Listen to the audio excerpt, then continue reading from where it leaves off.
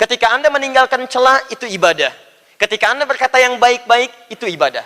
Sekarang perhatikan, lisan orang yang selalu digunakan untuk ibadah, konsekuensinya ketika lisan yang digunakan untuk memohon kepada Allah, maka akan cepat Allah mengabulkan permohonannya.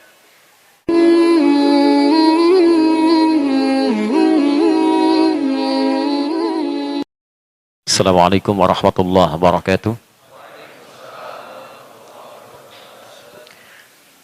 Alhamdulillahi wa kafa. Wassalatu wassalamu ala rasulillahil mustafa wa ala alihi wa sahbihi wa man wafa. Amma ba'd. Fa ya ibadallah, usi nafsi wa iyyakum bitaqwallahi faqad fazal muttaqun. Fala tamutunna illa wa antum muslimun. فقال تعالى يا أيها الذين آمنوا اتقوا الله حق تقاته ولا تموتن إلا وأنتم مسلمون وقال يا أيها الناس اتقوا ربكم الذي خلقكم من نفس واحدة وخلق منها زوجها وبث منهما رجالا كثيرا ونساء واتقوا الله الذي تساءلون به والأرحام إن الله كان عليكم رقيبا. Ketika Anda berkata yang baik-baik, itu ibadah.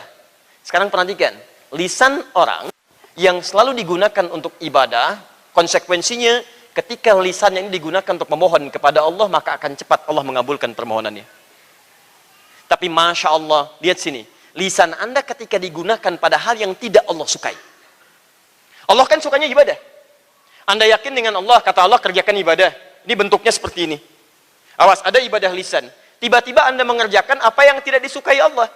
Saya mengerjakan sesuatu yang tidak Anda suka. Tiba-tiba saya datang kepada Anda untuk meminta sesuatu. Anda berikan tidak pada saya? Ya, kata Anda, tolong ya, Sadadi, jangan mencela, jangan menghina, jangan macam-macam. Terus saya kerjakan semua itu. Saya cela orang, saya hina orang, saya katakan yang buruk-buruk. Tiba-tiba saya datang kepada Anda minta sesuatu. Dikabulkan tidak? Anda setiap hari berapa kali menggunakan lisan dalam hal yang tidak baik? Pernah mencela orang lain, pernah menghardik orang lain, pernah macam, pernah A, pernah B, pernah C. Tiba-tiba dengan senyaman hati Anda ingin memohon kepada Allah. Ya Allah tolong kabulkan, Ya Allah tolong mudahkan, Ya Allah tolong cepatkan, Ya Allah tolong. Kalau satu kali Anda memohon kepada Allah, ternyata maaf permohonan Anda tertunda, coba cek. Ada nggak yang salah dalam kana budunya? Ini poinnya. Jelas. Dan puncaknya, sholat. Ini puncaknya. Ya, hati-hati, karena dalam sholat itu, teman-teman sekalian, semua dari ujung kepala sampai ujung kaki dipakai ibadah kepada Allah Subhanahu wa Ta'ala. Lisan kita bicara, kepala kita menunduk, tangan kita digerakkan, kaki digerakkan dari ujung kepala sampai ujung kaki. Makanya ketika ada seseorang dalam sholat yang membaca kalimat ini, itu langsung turun hadis qudsi seketika. Kalau benar sholat Anda, itu dahsyat jawabannya. Abu Daud, nomor hadis 649. Alhamdulillah. Lihat jawabannya, perhatikan. Idza qala al-'abdu, kalau seorang hamba memohon dalam salatnya, iyyaka na'budu wa iyyaka nasta'in, dia berkata, ya Allah sekarang hamba salat hanya kepadamu saja. Wa iyyaka nasta'in, dan sekarang hamba punya persoalan, hamba mohon solusi hanya padamu saja. Lihat jawaban hadis qudsinya. Qala Allah azza wa jalla, Allah menjawab doanya, hadza baini wa baina 'abdi. Ini perjanjian antara aku dengan hambaku, perjanjian. Wali 'abdi ma sa'al.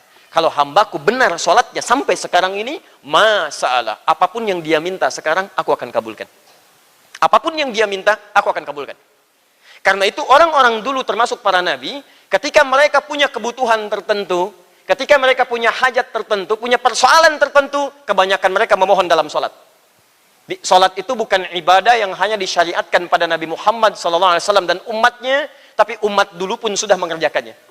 Tapi dengan cara yang berbeda. Ya, kita lebih sempurna. Saya beri contoh misal, antum kenal Nabi Zakaria? Masya Allah. Habis Idul Adha, kenal Nabi Zakaria. Luar biasa. Tapi bagus lah, daripada di Lampung, Ustaz kenal Fir'aun. Luar biasa, dia agak lebih bagus. Nabi Zakaria punya masalah. Sudah puluhan tahun, rambut memutih, fisiknya sudah mulai letih, ya belum ada keturunan. Dilukiskan kemudian di Quran surah ke-19 ayat 2 sampai ayat ke-11-nya. Bagaimana beliau tidak putus asa memohon kepada Allah. Tapi tahukah Anda apa yang terjadi? Dikabulkan ketika beliau sedang menunaikan sholat. Quran surah ketiga ayat 38 sampai 39. Lihat ayat 39-nya. Fanadatul malaikatu wa huwa qa'imun yusalli fil mihrab. Maka dipanggil oleh malaikat, diberikan kabar. Allah memberi kabar gembira akan punya anak laki-laki. Annallaha yubashshiruka bi Yahya. Namanya Yahya. Kapan terjadi? Ketika berdiri dalam salatnya. Nabi Musa ketika punya masalah diminta salat oleh Allah. Quran surah ke-20 ayat ke-14. Innani anallahu la ilaha illa ana fa'budni. Musa, saya Allah. Enggak ada Tuhan yang layak disembah kecuali saya. Sembah saya. Bagaimana menyembahnya? Wa aqimis sholata lidzikri. Tunaikan salat dengan benar sebagai zikir kepada saya. Allah perintahkan Nabi Musa salat. Nabi Ismail alaihi salam. Quran surah 19 ayat ke-55. Saya tuliskan, perhatikan teman-teman. Bahkan meminta keluarganya salat. Lihat, wa kana ya'muru ahlahu bis shalah. Beliau meminta kepada keluarganya tunaikan salat dengan benar. Anda bisa bayangkan, Nabi Ismail sangat dekat dengan Allah, disayang oleh Allah. Dari rahim beliau kemudian dari istrinya mengalir keturunan-keturunan sampai muncul Nabi Muhammad SAW. Diperintahkan untuk salat, minta pada keluarganya salat. Nabi Isa salat. Quran surah ke-19 ayat 31. Beliau salat. Semua salat. Dan Anda bisa bayangkan, Nabi salat, Rasul salat, sahabat salat, tabi'in salat, ulama salat. Anda Rasul bukan, Nabi bukan, ulama bukan, sahabat bukan, tabi'in bukan. Anda nggak mau sholat. Ya, ada sesuatu yang kita harus perbaiki. Jelas ya? Tapi pertanyaannya, maaf ya, kalau ada orang tiap hari sholat, bahkan 17 rakaat, 17 kali mengucapkan kalimat ini, tidak terkabul-kabul, apa yang salah? Dulu orang sekali sholat, selesai masalah. Antum sehari 17 kali minta ini. Iyyaka na'budu wa iyyaka nasta'in diucapkan berapa kali dalam sehari? Halo? Nggak usah banyak hitung, pasti 17. Karena sholat kita 17 rakaat. Setiap rakaat pasti baca ini. Kalau antum baca 16 kali, berarti ada yang kelewat kurang 1 rakaat. Kurang 1 rakaat ya, hati-hati. Kalau 18 kali antum terlampau soleh. Ada yang kelebihan, pasti sholat subuhnya 3 rakaat, kan? Nah, 17 kali. Jadi kalau ada sesuatu yang belum terkabul, coba cek, barangkali ada yang tidak tepat dalam sholatnya. Minimal, coba lihat sindiran Allah di Quran, surah kedua, Al-Baqarah, ayat 186. Paling kiri sebelah bawah. Ini nyindirnya halus sekali, tapi tajam. Wa idza sa'alaka 'ibadi 'anni fa inni qarib. Maaf, dari Muhammad, jika hambaku datang kepadamu mencari-cari aku, bertanya tentang aku. Mohon izin ya, kalau ada hamba mencari-cari Allah, biasanya motifnya apa? Itu biasanya 2 tuh ya. 2 tuh ya. Mohon maaf, biasanya cuma 2 motif orang mendekat kepada Allah. 1, kebanyakan lagi butuh. Punya masalah. Ya, gajian lancar belum ingat, begitu 3 bulan belum keluar, ya Allah, mulai rajin ke masjid itu kan. Baik. Uang belanja lancar biasa, begitu terhambat 5 bulan baru, ya Allah, saya sudah tahajud, ya Allah, sudah puasa, kenapa belum dikabul juga? Oh, tahajud baru 1 rakaat, ya. Baik, puasa setengah hari sudah buka, ya. Jadi masalah. Baik. Yang kedua, iman sedang menguat. Ini biasanya. Ini cuma 2 ini. Jadi kalau antum sedang rajin-rajin ke masjid, sedang ibadah, coba lihat di antara 2 ini. Kalau tidak imannya sedang kuat, berarti sedang punya kebutuhan. Oke? Nah, sekarang perhatikan. Wa idza sa'alaka 'ibadi 'anni fa inni qarib. Enggak usah banyak dicari. Saya dekat. Ini secara psikologis bagus sekali. Ustaz, Pak, mau tanya Ustadz Adinya masih lama nggak? Taklim belum dimulai. DKM katakan, aduh belum ada konfirmasi. Dengan yang kedua, Pak, Ustadz Adi sudah dekat belum? Hadir nggak? Tenang aja Bu, sudah dekat. Nih, barusan ngasih tahu. Mana yang lebih menenangkan ke dalam hati? Jawaban pertama atau kedua? Kedua. Perhatikan, ketika ada yang bertanya pada Nabi, saya butuh sesuatu pada Allah. Kata Nabi, kamu nggak usah cari. Kata Allah, katakan, Allah dekat. Seketika memberikan harapan. Tapi yang paling hebat, lihat ujungnya. Allah Maha tahu ketika seseorang ingin mendekat kepada Allah, apa yang diinginkan? Setelah itu tiba-tiba ada statement tentang pengabulan doa. Ujibu da'watad da'i idza da'ani. Perhatikan, ini agak menarik ayatnya. Ada orang kemudian ingin mendekat kepada Allah, jawaban Allah, saya dekat, saya akan jawab apa yang ia mohonkan kepadaku. Langsung. Tuntas. Kalimatnya menggunakan ujib. Fokus ya. Saya agak pelankan di sini. Ujib. Ujibu da'watad da'i idza da'ani. Lihat sini. Ujib. Bentuknya fi'il mudhari. Maknanya 3. Present. Continuous future. Ikan, tolong fokus ya, lihat baik-baik ini. Seperti biasa dianggapnya, tapi ini penting.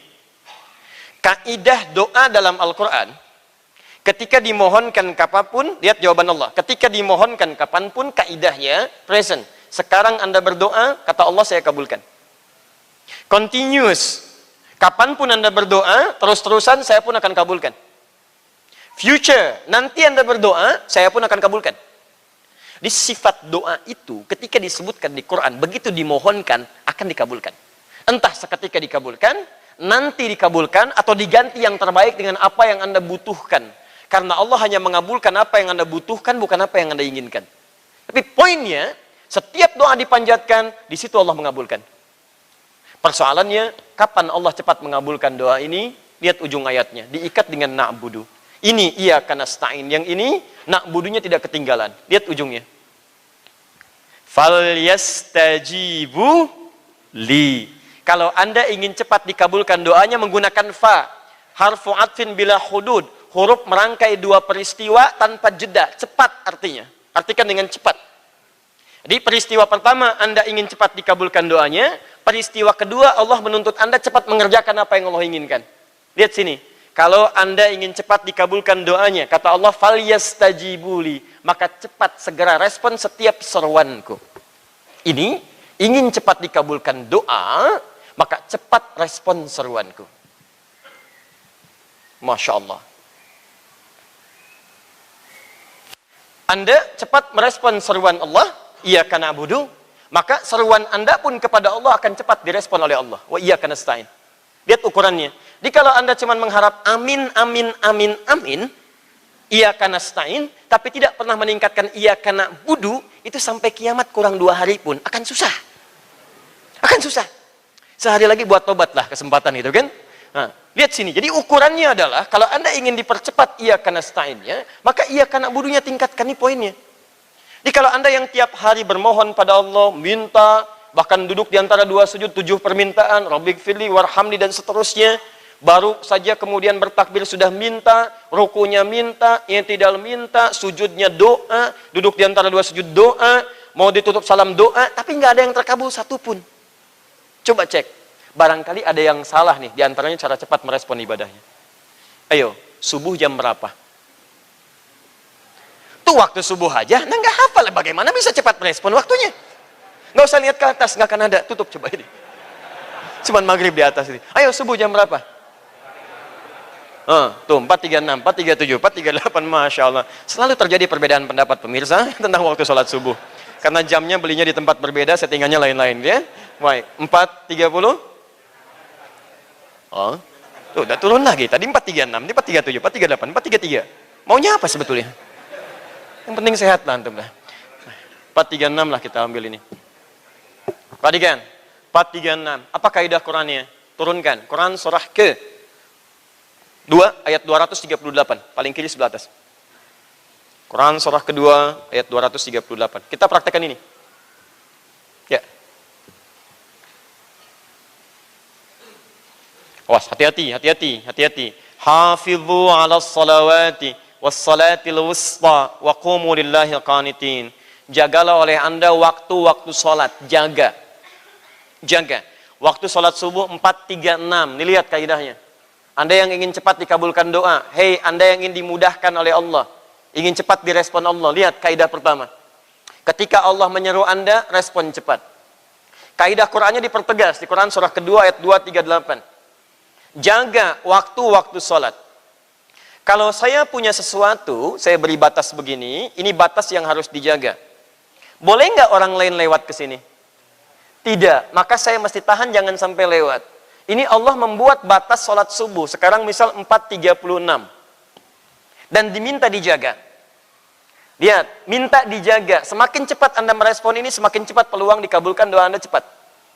Baik, sekarang kaidahnya, kalau saya tunaikan lewat dari sini, kaidahnya, masuk ke dalam respon cepat?